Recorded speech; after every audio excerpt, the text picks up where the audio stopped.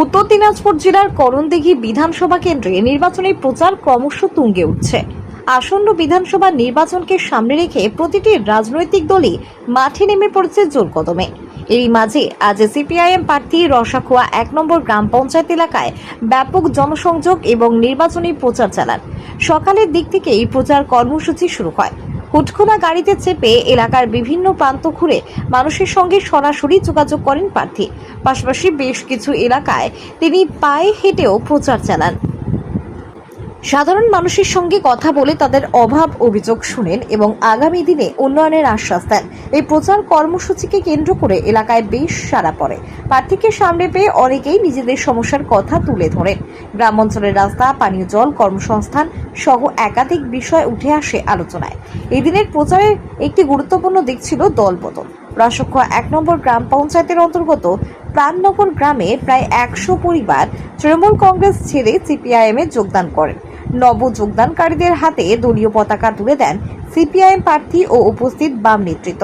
নতুন কর্মীদের দলে স্বাগত জানিয়ে প্রার্থী বলেন, সাধারণ মানুষের স্বার্থে বামপন্থী শক্তিকে আরও মজবুত করতে হবে। এই যোগদানকে ঘিরে এলাকায় রাজনৈতিক মহলে যথেষ্ট চাঞ্চল্য তৈরি হয়েছে।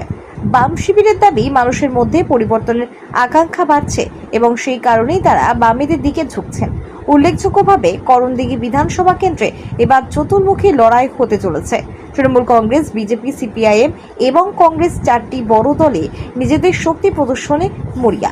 ফলে রাজনৈতিক লড়াই দিন দিন আরও তীব্র আকার নিচ্ছে। সব মিলিয়ে করণদিঘিতে এখন নির্বাচনী উত্তাপ চরমে। প্রতিদিনই চলছে সভা, মিছিল, জনসংযোগ ও দল বদলের পাড়া।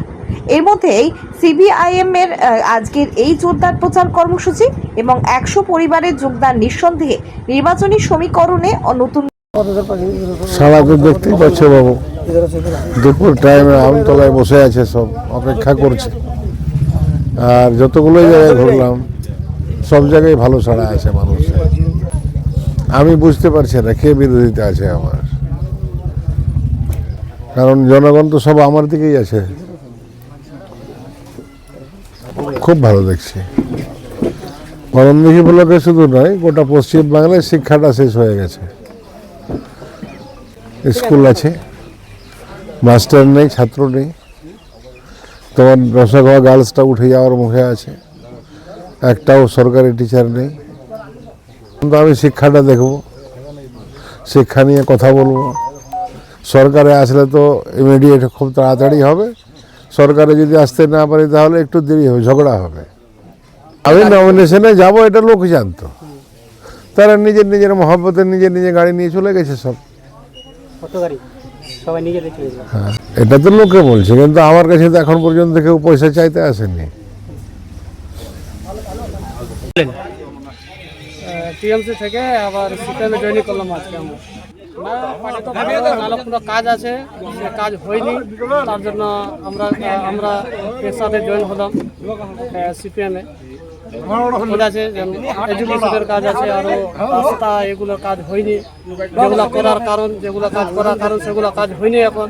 তার জন্য আমরা চাচ্ছি কি আমার ভালো কাজ হয়। হ্যাঁ, তার জন্য আমরা এখন হাজি সাহাবুদ্দিনকে আমরা চুনেছি। আপনাদের না কাজ করেছে, লেকিন আমার কাজ করেনি। যেটা কাজ করার কারণ, যেটা কাজ হবে সে কাজ হয়নি। নিজের ইচ্ছা আছে। হ্যাঁ, নিজের ইচ্ছা। কতজন বলো? কতজন? 100 জন। 100 জন। 100টা ফ্যামিলি না? হ্যাঁ, 100টা। এই জায়গাটার নাম কি আপনাদের? প্রাণনগর। এটা কোন পঞ্চায়েত আন্ডারে পড়ে? এটা রসাখোয়া 1 পড়ে। আপনার নাম কি? মোহাম্মদ আনসার আহমেদ।